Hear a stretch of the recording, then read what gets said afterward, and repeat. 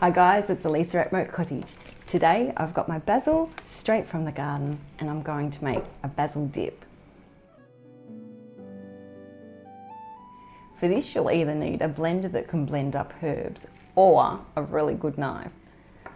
I've got a piece of garlic, it's about 1 centimetre cubed, 1 cup of pine nuts, about 1/8 of a cup of fresh Parmesan cheese,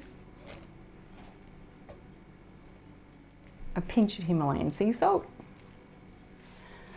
the wonderful fresh basil, and I'll fit as much as I can in there, which will still give the blades a chance to move around.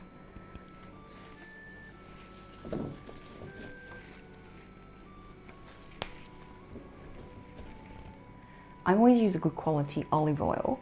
It's worth spending the money to get a good flavour. And I think I'm using about 1/3 of a cup. Maybe not, maybe it was more. A splash of white vinegar. And then we'll just give it a blend up. More cheese, I reckon.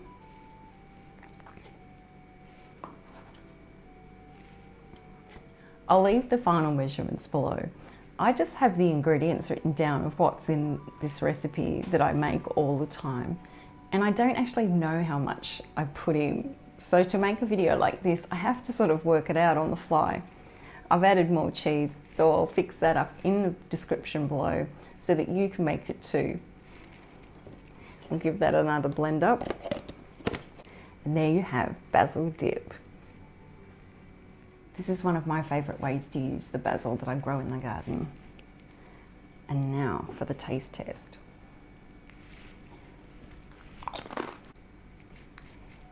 You know I'm going to say that it's really good, because it is really good. I'm fairly confident that if you like basil, you will enjoy this too. If you have any questions or comments, leave them below. Thanks for watching. I'll see you next time.